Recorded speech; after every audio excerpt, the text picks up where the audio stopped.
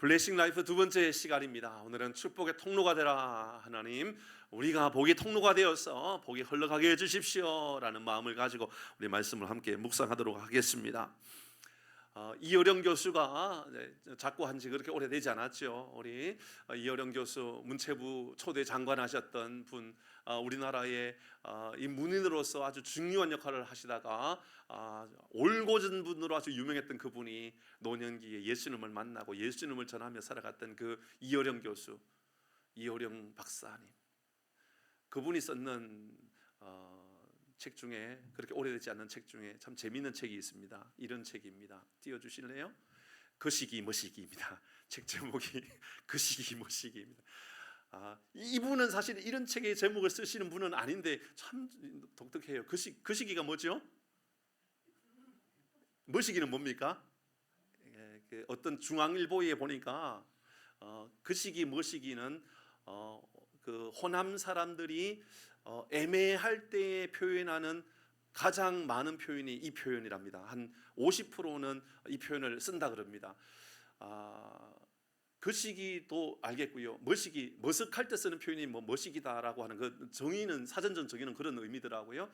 이 책에 보면 그 한국말에, 그러니까 이건 이제 호남어만 그런 게 아니고요. 뭐 경상도도 그렇고요, 충청도 다 뭐 강원도 똑같습니다. 이 이제 이어령 박사가 이 책에 어떤 말을 하느냐면, 한국말에는 애매어가 있다 이렇게 표현합니다. 애매어. 이게 그 시기가 정확한 표현입니까? 애매한 표현입니까? 예, 그런 겁니다. 그러니까 우리 말에는 애매한 말이 많아요. 그러니까 말이 안 되면 저 부산에 가보세요. 말 안 되면 마로 끝나요. 그냥 한자 마로 뭘 말하는지 모르겠어요. 근데 마 하면 다 끝나는 거예요. 그냥 그럴 때도 있어요. 그럼 뭐가 무슨 말이죠? 아무도 못 알아듣습니다. 어쨌든 우리 한국말에는 이어령 박사가 하는 이야기가 애매어가 있다라고 말하면서 이 애매어의 특징 중에 하나가 있는데 뭐냐 하면, 애매어를 통하여 무언가를 강조할 때가 있다. 더 강조하려고 한다. 특별히 죽음에 대하여 이상한 표현을 쓴다. 한국 사람이 이분이 하는 이야기입니다. 죽음에 대하여. 그러니까 예를 들어서 죽음은 가장 안 좋은 것이죠. 그죠? 이게 인생에 있어서 가장 이제 마지막 안 좋은 것을 이제 아이고 죽겠다, 아이고 죽음이 이제 내 눈앞에 있다, 뭐 다 그렇습니다. 그런데 묘하게 그 앞에 어떤 이 가장 좋은 단어를 쓰면 그 죽음이 죽음으로 끝나는 게 아니라 훨씬 더 좋은 것으로 끝나버려요. 예를 들어서 좋아 죽겠다. 이게 좋은 것은 가장 좋은 것이고 죽겠다라는 것은 가장 안 좋은 것인데 두 개를 붙여놓으면 좋은 것이 극단이 되는 거예요. 아주 너무너무 좋은 게 되는 거예요. 그러니까 좋아 죽겠다 이렇게 말을 하는 거예요. 이상한 언어죠. 우리나라의 언어가 이런 언어라고 이제 이야기를 하는 거예요. 이분이. 그러니까 애매어가 있다. 좋아 죽겠다. 맛있어 죽겠다. 맛있으면 왜 죽어요? 맛있으면 많이 먹으면 되지. 그러니까 이런 단어를 많이 쓴다는 거예요. 좋아 죽겠다. 뭐 기뻐 죽겠다. 뭐 죽여준다. 뭘 죽여줘요, 그죠? 이런 표현들을 우리가 많이 쓴다라는 겁니다. 이 말을 이어령 교수는 역설법, 화법이다 이렇게 이제 이어령 교수가 이야기합니다. 역설적 화법이다. 역설적인 화법을 가장 많이 쓰는 사람들은 사실은 시인들이죠. 시인들이 역설적인 화법을 굉장히 많이 씁니다. 정호성 시인이 썼던 봄길이라고 하는 시에 보면 이렇게 시작합니다. 길이 끝나는 곳에 길이 있다.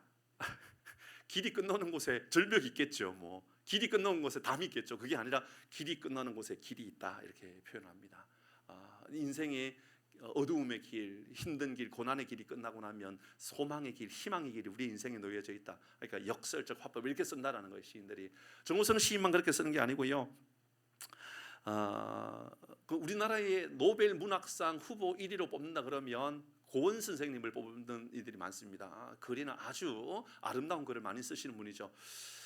몇 년 전에는 이분의 윤리적인 행동 생활에 대한 논란이 사실 좀 많이 있었어요. 대학교에서 가르치면서 뭐 성추행이 있었다, 뭐 이런 말들이 있었었는데, 우리 그것은 좀 우리가 뭐 차지한다 할지라도 우리가 이야기하는 것은, 하고 싶은 것은 고은 선생님이 썼던 시 중에 화살이라고 하는 시가, 유명한 시가 있습니다. 화살. 이분이 화살이라는 시에서 이렇게 표현합니다. 저 캄캄한 대낮에 대낮은 밝은 것을 말하는 거잖아요. 근데 캄캄한 대낮에 이렇게 표현을 해요. 그래서 시대적으로 캄캄한 암흑의 시대인데 대낮이라고 이야기하는 것은 우리의 시대가 얼마나 캄캄하고 어두웠는지를 이야기하는 우리 민주화 운동이 있었을 때 그때를 이야기했던 우리 고은 선생님의 글이라고 할 수가 있습니다. 윤동주는 뭐 우리가 또 너무 잘 아는 시인 아닙니까? 십자가에서도 이렇게 말합니다. 괴로웠던 사나이의 행복한 예수 그리스도.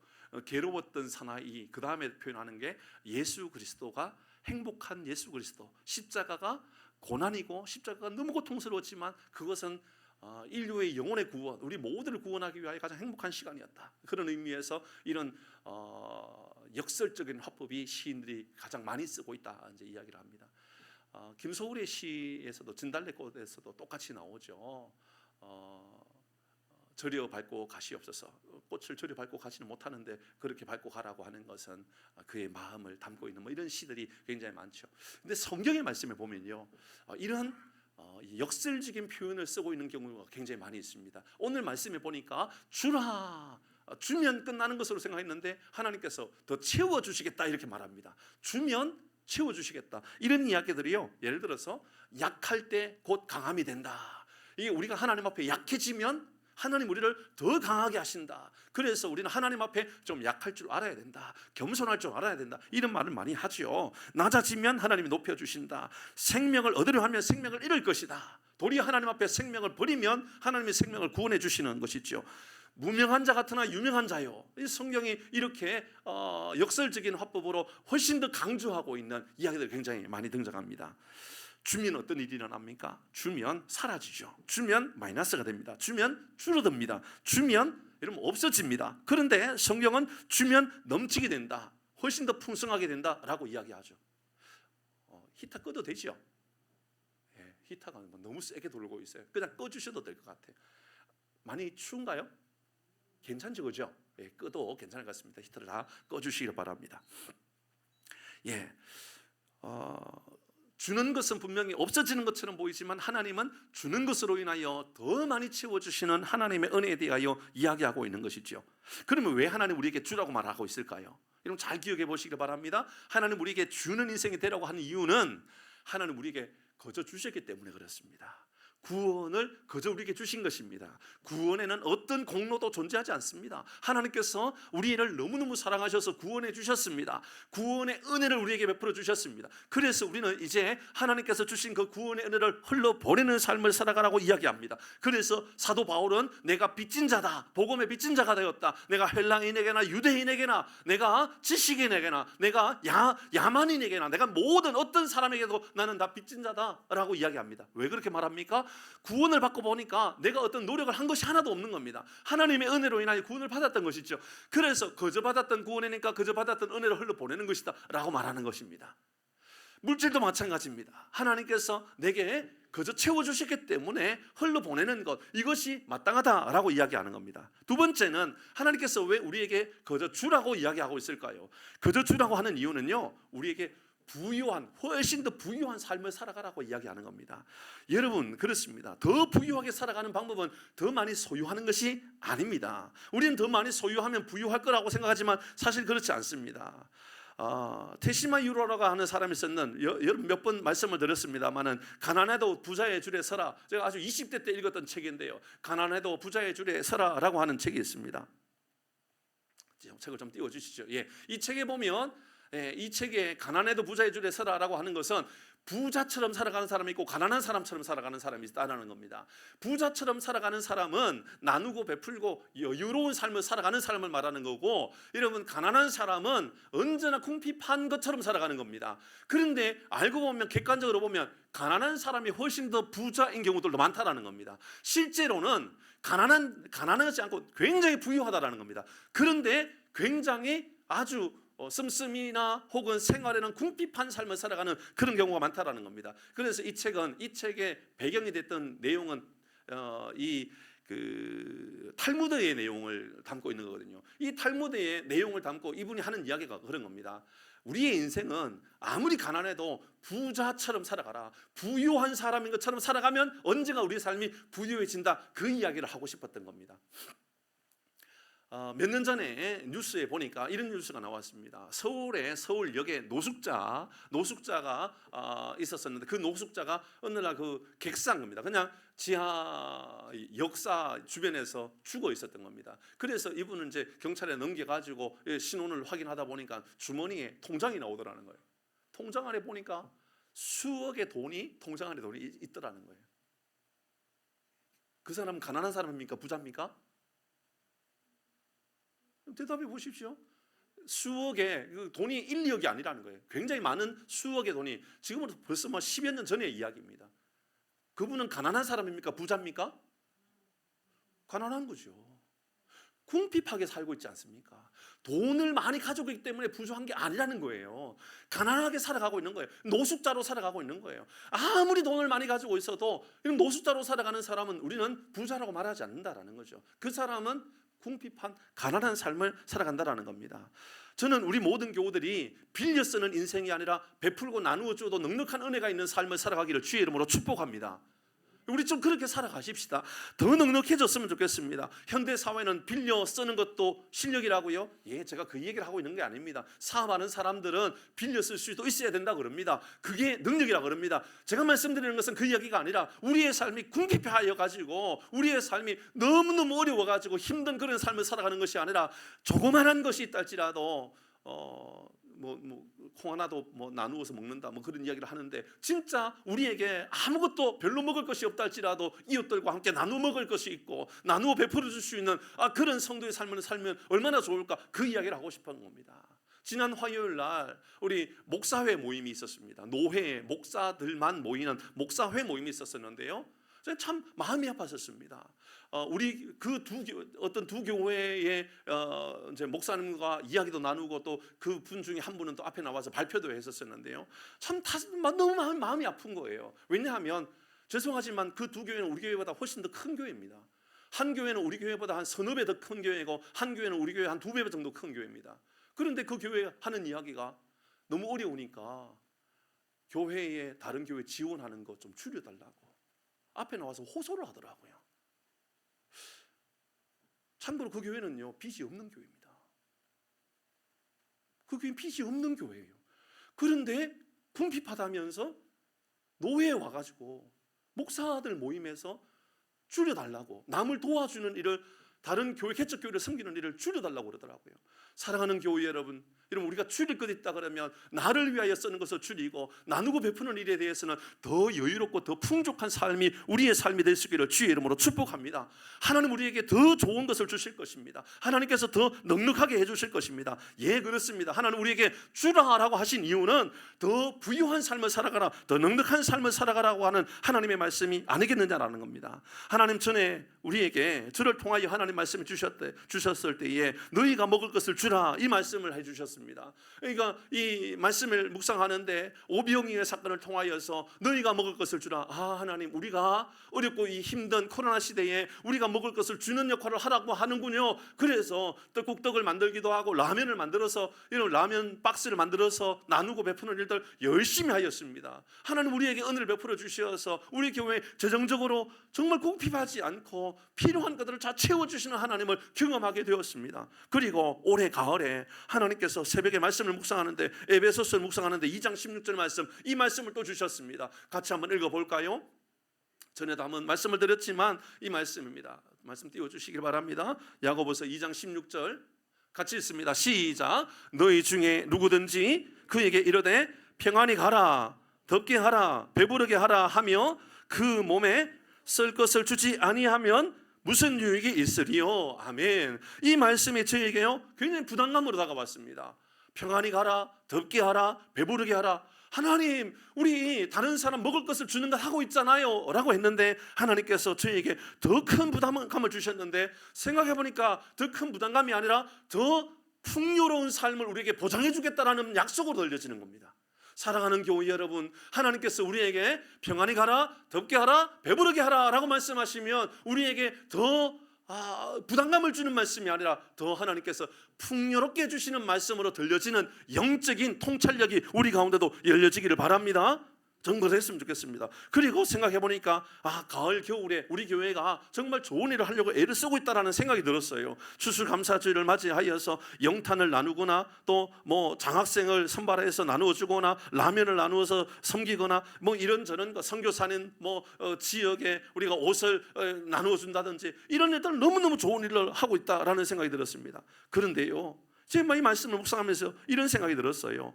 하나님, 우리 가정과 사업장에 하나님 복을 주시지 아니하시면 안 될 것 같아요. 하나님 정말 우리 교우들의 삶에 더 훨씬 더 큰 복을 주십시오. 이렇게 기도할 수밖에 없게 되는 겁니다.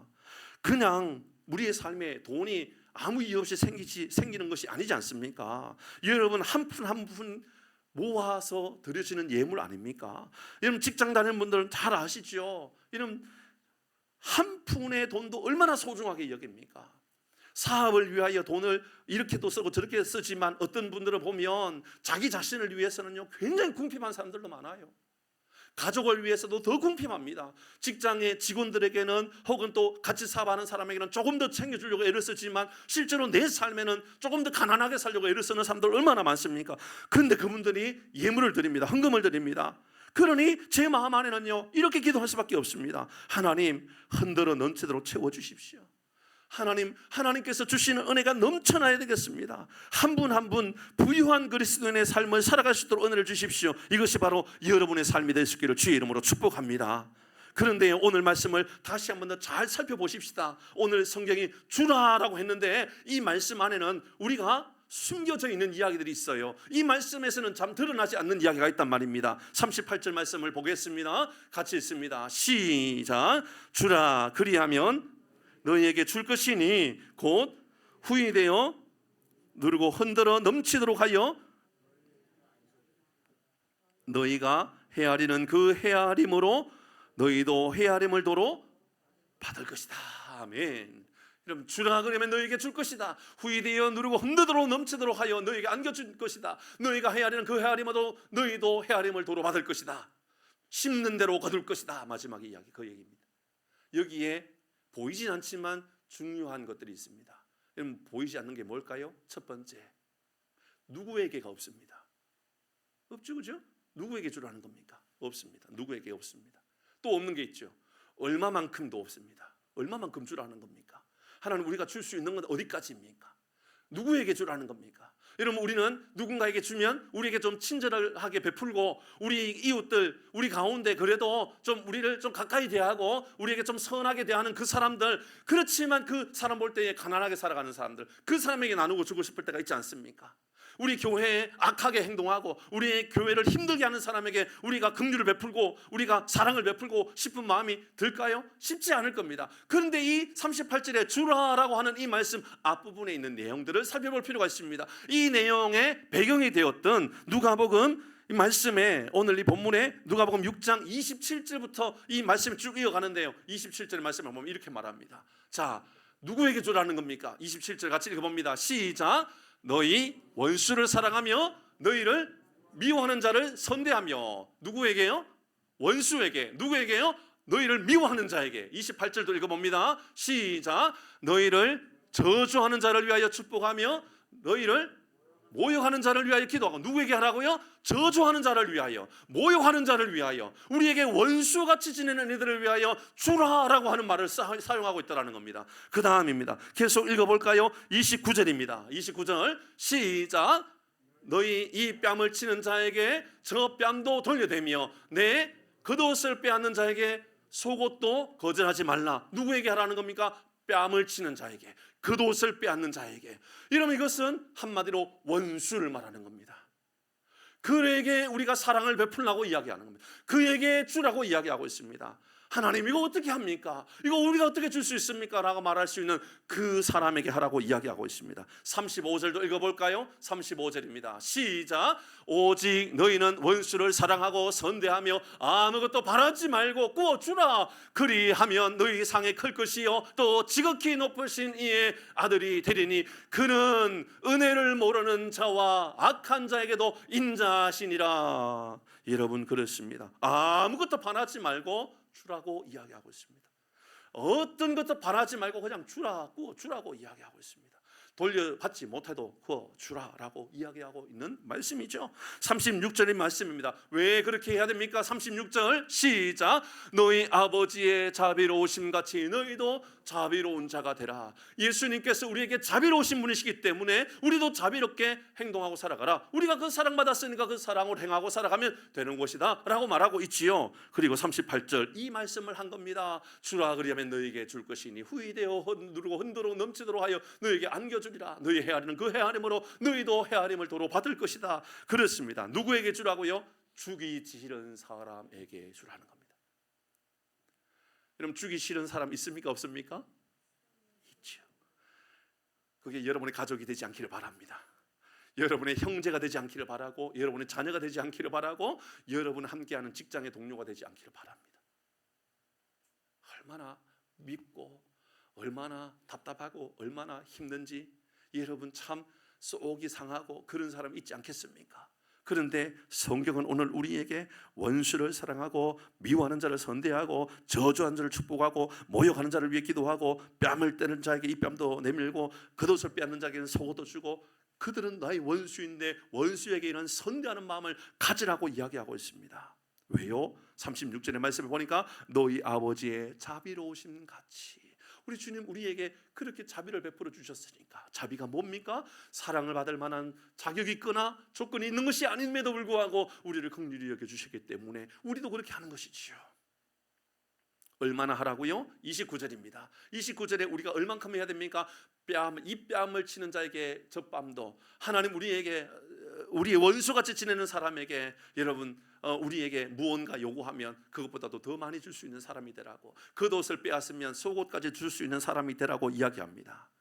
여러분 그래도 제가 목사 아닙니까? 그런데 이 말씀이 참 부담스러워요. 목사인 저도 부담스러운데 여러분 괜찮겠습니까? 여러분 이렇게까지 원수에게 자비를 베풀고 아량을 베풀 수 있는 능력이 나에게 있는가? 나에게 이런 성품이 있는가 생각해 보니까 목사인 저도요 이렇게 행하는 이유는 말씀이 우리에게 있기 때문에 이거 행하고 있는 것이 아닌가라는 생각이 듭니다. 내게 이런 사랑이 있기 때문에, 이런 능력이 내게 있기 때문이 아니라 하나님 내게 주시는 약속이 있기 때문에 나 이렇게 해야 되겠다, 우리 교회에 이런 교회를 세워야 되겠다, 이런 마음이 사실 훨씬 더 크게 작용합니다.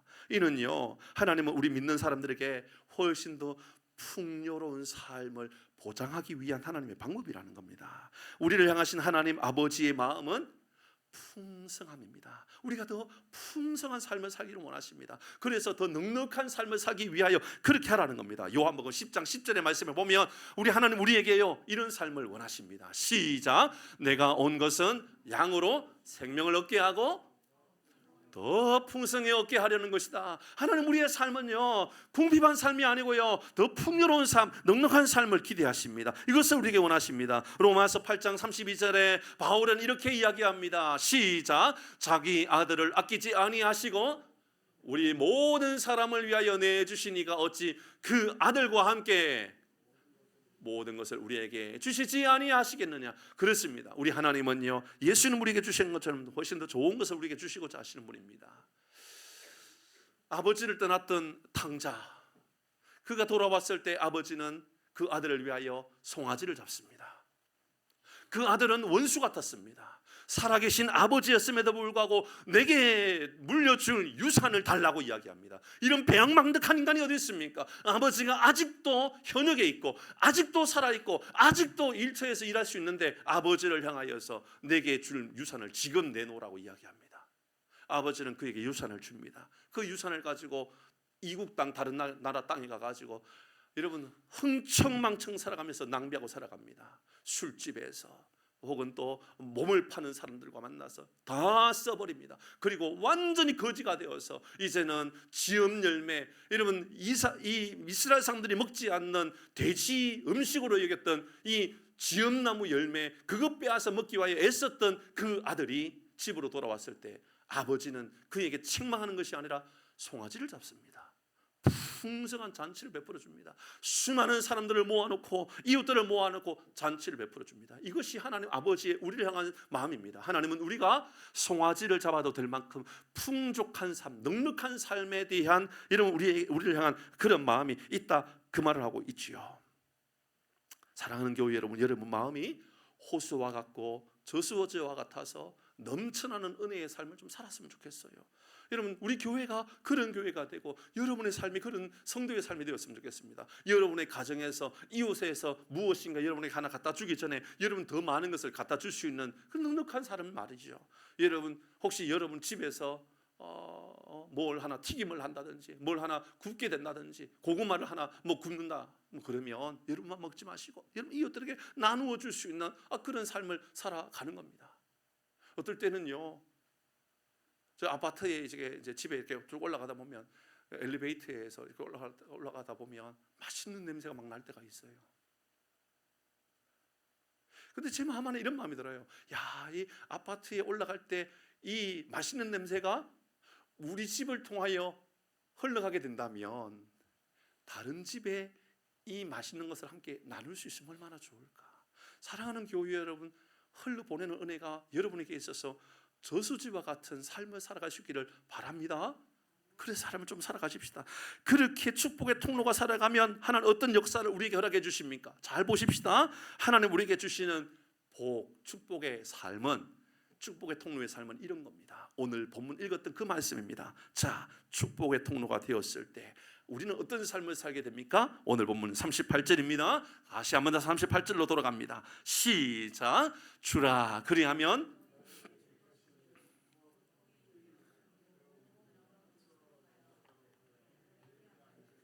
너희가 헤아리는 그 헤아림으로 너희도 헤아림을 도로 받을 것이니라. 여러분 38절의 말씀은 여러 번 읽죠? 또 읽을 겁니다. 다시 한번 같이 읽어볼까요? 시작.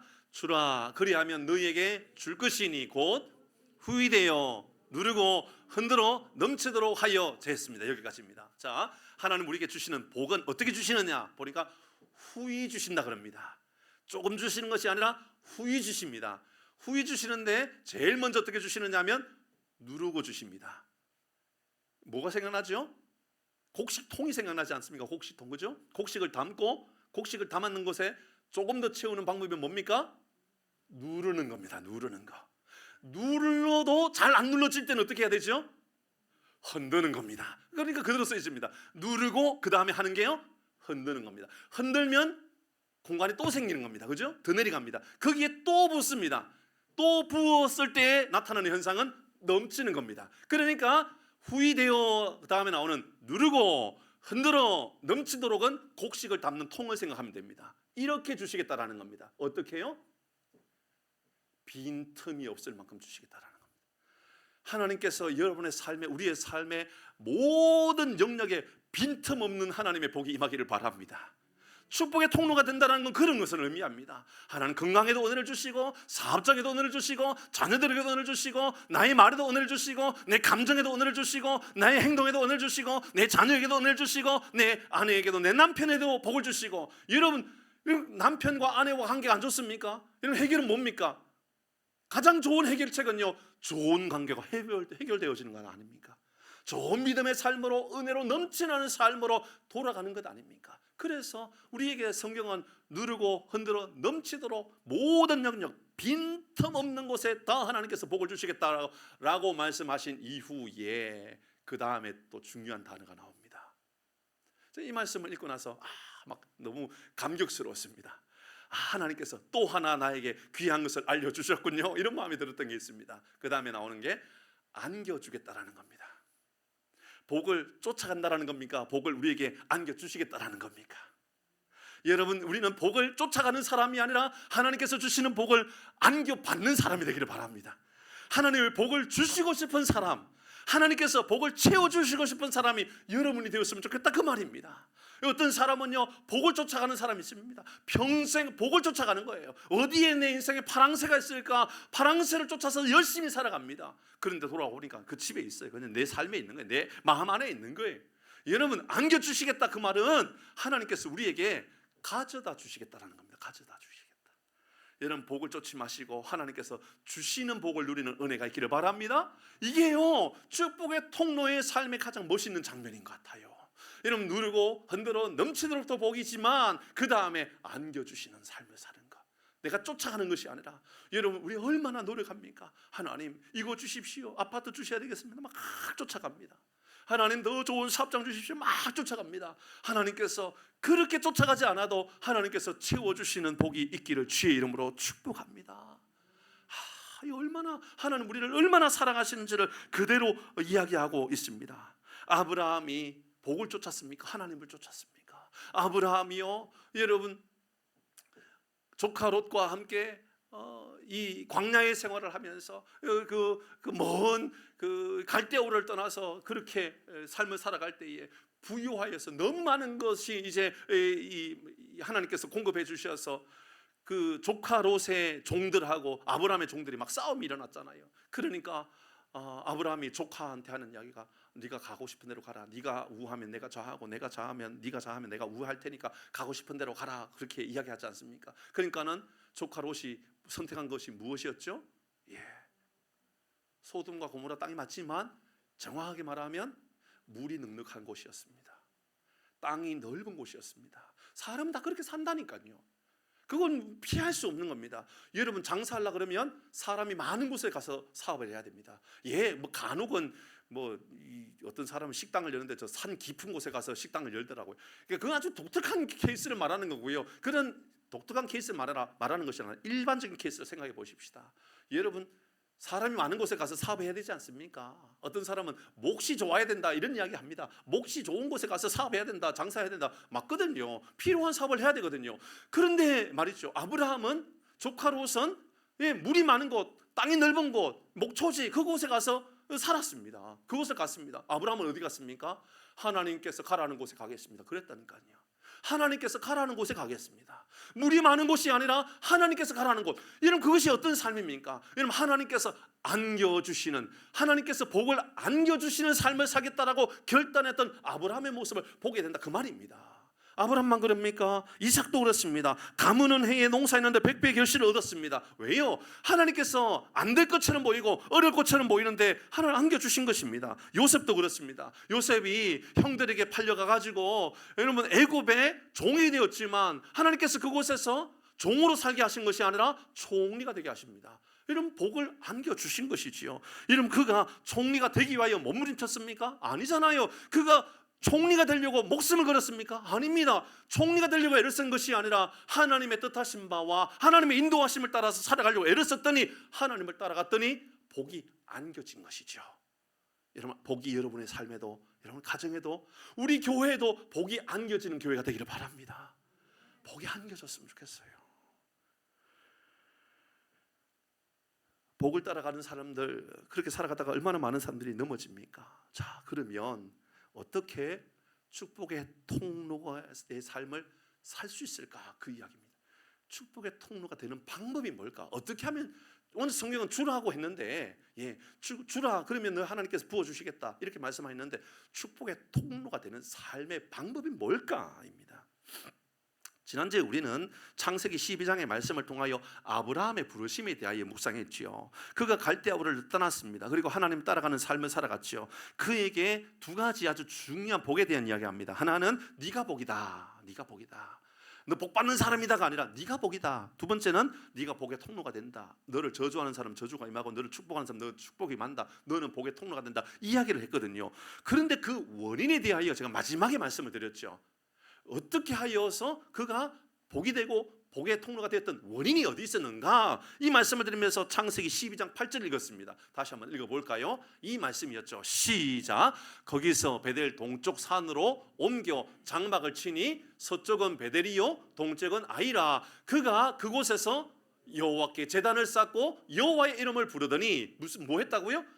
옮겨가는 곳마다 장막을 쳤고 옮겨가는 곳마다 여호와의 이름을 불렀다. 하나님의 이름을 옮겨가는 곳마다 찾았기 때문에 하나님께서 그를 복이라고 복의 통로로 삼아주셨다고 이야기합니다. 그러면 잘 기억해 보십시다. 창세기 12장 이야기가 그 이야기면 그 앞의 내용 창세기 11장에는 도대체 어떤 사건이 있었길래 아브라함을 부르셔서 이런 축복의 삶을 살아가라고 이야기했을까요? 창세기 11장의 내용은 바벨탑 사건 이야기입니다. 바벨탑 사건의 핵심은 인간의 교만함의 극단을 이야기합니다. 인간이 교만해지면 세속의 문 열어 사람이 교만해지면 여기까지 될 수 있구나라고 하는 것을 알려주는 것이 바로 바벨탑 사건입니다. 바벨탑을 쌓아놓고 바벨에 성을 만들어 놓고 그것을 하늘 끝까지 쌓겠다라고 이야기합니다. 그리고 하는 이야기가 우리가 이렇게 쌓으면 하늘에 다다를 수 있겠다. 우리도 하늘이 될 수 있겠다. 우리도 하나님처럼 될 수 있다. 아니 우리가 하나님이 될 수 있다라고 생각한 것이죠. 그리고 그곳에서 우리의 이름을 내자라고 이야기하죠.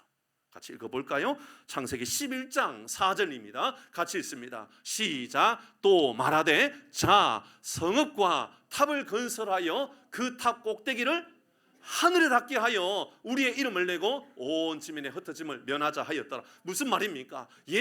당시에 사람들의 삶의 모습은 우리의 이름을 내기 위하여 하늘 끝까지 한번 만들어 가보자. 우리 하늘 끝까지 우리의 이름을 높여내는 삶을 살아보자. 그게 세상이 우리에게 알려주는 삶의 방식입니다. 세상은 그렇게 살아가라고 그럽니다. 1등 해라, 최고가 되라. 이러면 아담도 이 삶의 유혹에 넘어갔습니다. 뱀이 아담과 하와에게 나타나서 선악을 알게 하는 나무의 가시를 먹으면 너도 하나님처럼 될 수 있다 그랬습니다. 그러니까 먹었습니다. 이것이요 세상이 사단이 우리에게 노리는 가장 실족시키는 방법입니다.